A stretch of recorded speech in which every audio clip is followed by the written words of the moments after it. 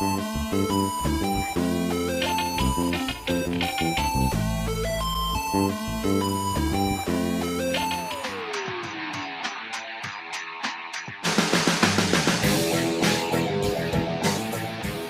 I want to welcome everybody out to Lost in the 80s. This is Johnny B. And I'm Bretman. And welcome to the podcast where we talk about all things 80s. And nothing but the 80s. And so this is going to be a little bit of a different podcast for us because we're not going to talk so much about the past, but we're going to talk about the present. Exactly. However, it has a link to the past. Yes, of course it has a link to the 80s. Absolutely, because why would we put this on our show, right? Exactly. This is what we do, guys. You know what? So we've had a little break. And so, thank you for your patience, by the way, for the 12 of you that watch our videos so far. But, yeah, we had to take a little break because our other projects that we do are SPIRO Paranormal. Yep. And so we had a successful haunted history tour, and then we also had some special guests on an investigation as well that we did. Exactly, and we wanted to talk a little bit about that. So as we mentioned, we do a thing called the haunted history tour, and we've been doing it for 12 years now. Yeah. You know, but before we get too crazy, John, I got to ask you, because people got to want to know our 80s reference. Okay. And it's not Ghostbusters, surprisingly, even though we're talking about ghost hunting. Okay. But you like Motley Crue, right? I do like Motley Crue. I love Motley Crue, man. I'm not going to lie. So, with that being said, we've got some kind of connection here. We're talking ghost hunting. We're talking Motley Crue. Yes. Well, geez, how about that for a lead-in? That's very, what we very call interesting. Foreshadowing. Exactly. So, let me get back. So, in October, we do a thing called the haunted history tour. Doing it for 12 years. Very, very successful. Even this year with the COOF out there. One of the more successful ones, despite the COVID thing. Yeah, we did great. I think everybody had a great time on it. But this year, we went the day before Halloween and Halloween night. We did something very special. We did. So for those of you who don't know, I have friends that are in a Motley Crue tribute band. These guys are out of Phoenix. Well, they're my friends too now. They're now John's friends and Lisa's friends, and friends of SPIRO Paranormal. And as always, of course, they're friends of Lost in the 80s as well. Yes, exactly. I know we're going to tag Vince in this one. So, yes, but my friends in the Motley Crue tribute band, Public Enemy number 1, I've known them for several years now, and this year they decided to extend their trip a little bit because they knew they were going to be here on Halloween. Last year they were here, and he'd heard about this haunted history tour that we did, and he was so upset because he wanted to come on it, but he couldn't because of the show, and then they had to head back to Arizona. So with Halloween being on a Saturday this year, he was Vince Thrill. Let me clarify that, the lead singer of Public Enemy number 1. He wanted to do an investigation with SPIRO Paranormal, and of course I'm all for it because Vince is big time into the paranormal. He's had some paranormal experiences he's posted on his Facebook page and stuff that I shared with these guys. Pretty awesome stuff. So it was a great opportunity for us to do a little tandem project with them. And yes, it was. First thing I think we should talk about, though, is the concert. Number 1, I was blown away at how good these guys are. Hear that, Vince? I was blown away. I got you a new fan, Vince, right there. Yes. I mean, they are excellent at their craft. Those guys, yes. Every year I've seen them, I think they get better every year, too. Yeah.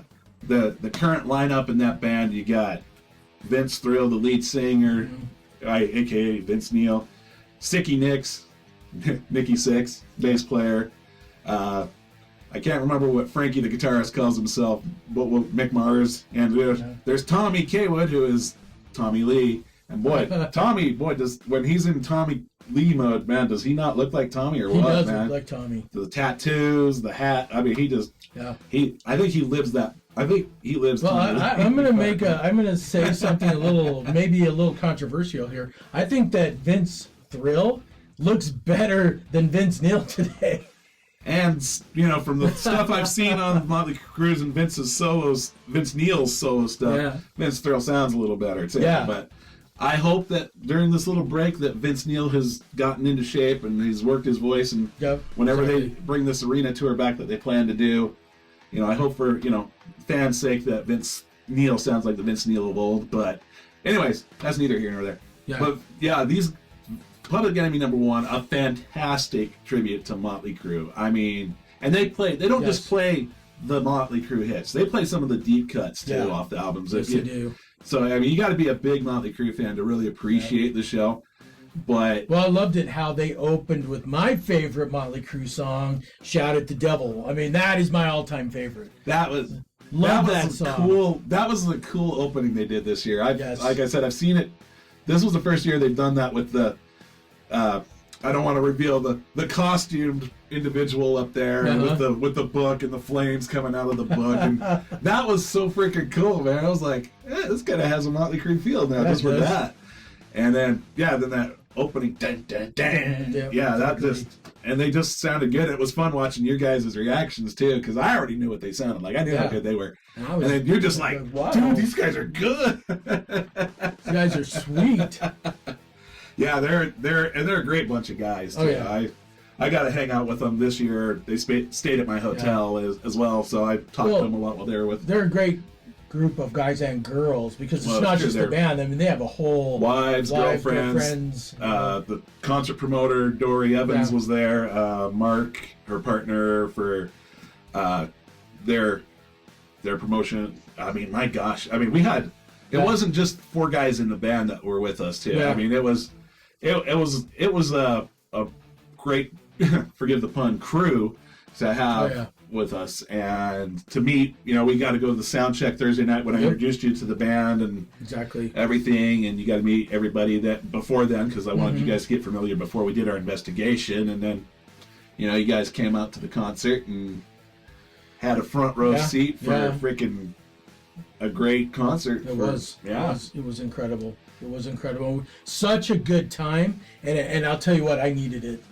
Thank you guys. I needed it because for a lot of you guys know that we're concert fanatics. I mean, my record in 1 year for concerts is 26.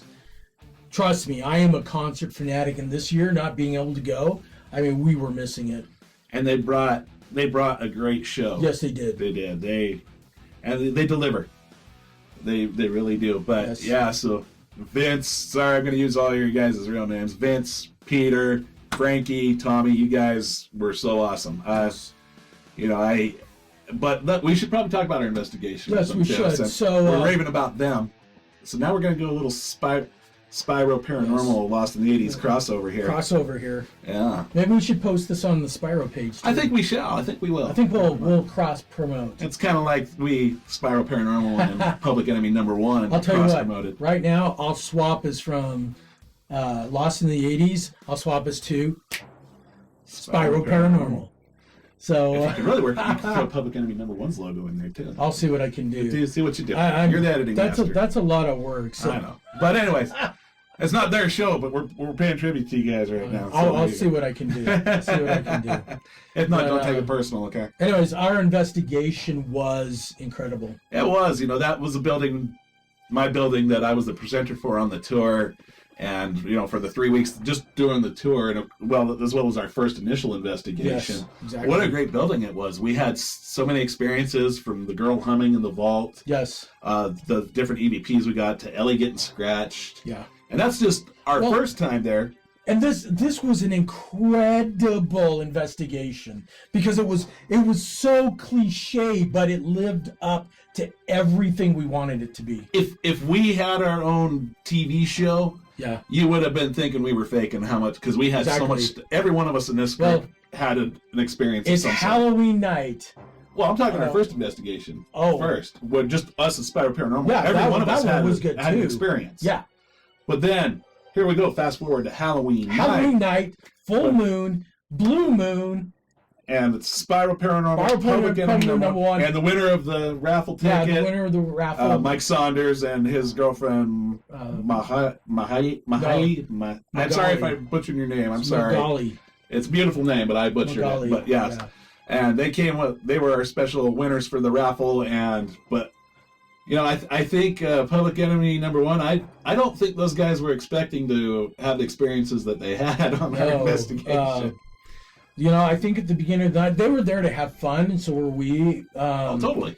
But we told them, I said, hey, this is an active building, and let's go down and let's see if we have some experiences. And bam, right off the bat, I mean, we went into that old boiler room. Yep, boiler room. That kid, we believe that there's a little boy in there. And he was playing with me the first investigation. He wasn't messing around. He was messing around with all of us that night. He was twice as active this time. I have never, now, in our previous ghost hunts and stuff, I've been pushed. Mm-hmm. I've never been pulled before. Mm-hmm. And when that tugging on the back of my vest threw me off balance, and, Dory was standing right next to me, and she saw, because I was just so surprised by it happening. She's like, are you okay? And I was just like, yeah, that just really caught me off guard. Yeah. As many years as we've been doing it, still get surprised. But this kid, who the first time only interacted with John, was interacting with almost everybody in that room. Mm-hmm. I mean, the people that were holding the K2 meters that would light up, oh my gosh. Just a ton. Serena just crawling in that old furnace. Exactly. So Becky from our group, I know you're fearless and go everywhere. But Serena, she may have you beat. She crawled into that old furnace. Yeah. Wow. That was incredible. And she was getting stuff in there too. Yeah, I mean, she was. She was. Boy, I don't. Like I said, I don't think she's ever been on an investigation per se. Because I talked to her boyfriend, and he was just like, "Sorry, I don't want to get you in trouble, Mark." But he was like, "Is she crazy, or is she actually experiencing that stuff?" I said, "She seemed to know exactly what she was experiencing and feeling there." Yeah. So if you guys, Mark, Serena, if you guys watch this, or Mike, I'm sorry, I mixed you guys up. Mike. Hey, you know what? You guys got to come up for some more. You too, Mark. Yeah. But then, later on in the investigation, we had, people just having feeling like a presence was on them. I am sorry. It's been a little bit. We've been so busy. We have not reviewed the evidence. We'll get there, guys. Promise. But we saw shadows. We thought there were people in the room that weren't there. And probably the best piece of evidence for me, at least, was we went in the vault where the little girl was supposed to be. All of a sudden, this has never happened to me like this before.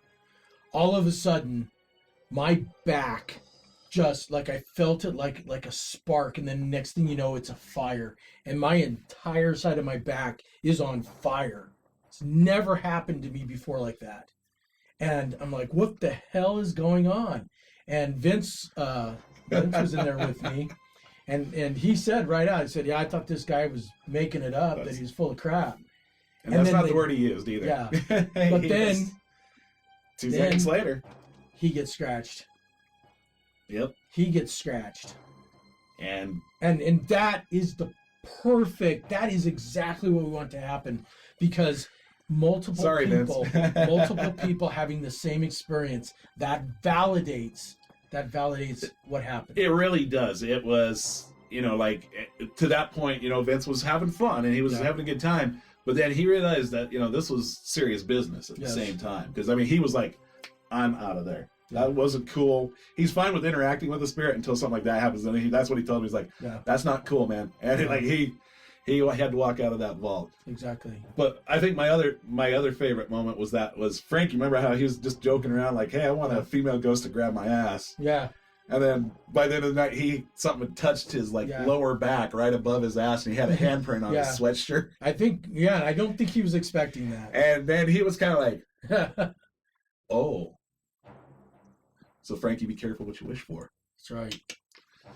But it was fun, and I know that everyone had a great time, and the even though it was a bit more active than what they expected, I think everybody had a good time. Exactly. When they were driving off in the van, I loved what Lisa had said. She goes, "Wonder, you know what they're talking about with that car ride?" We know what that conversation all the way back to Arizona was. I would have loved taking that trip with them. I know, right? Yeah.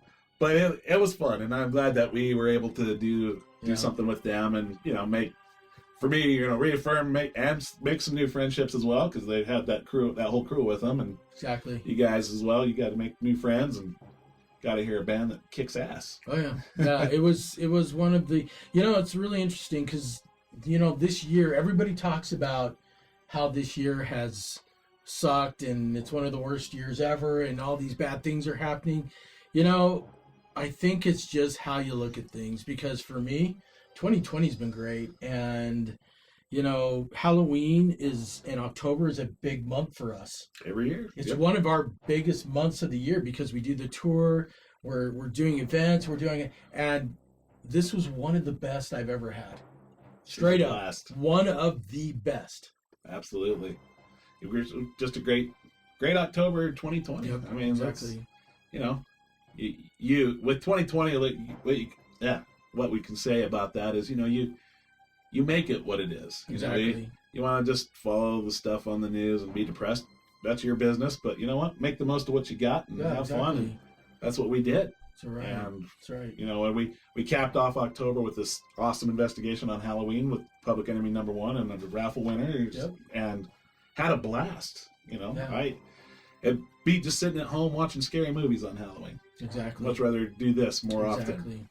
Yeah. It was a great time, and it's obviously, because when we go out and we do our presentations and we talk to people, we tend to talk about our greatest hits. You know what I mean? And so we kind of hit the same things over and over and over again. Well, guess what? I think we got a new member to that group of greatest hits for SPIRO Paranormal. I think volume 2, 5, whatever we want to call it, it's it's stacked with brand new material for sure. It's going to be awesome. Mm-hmm.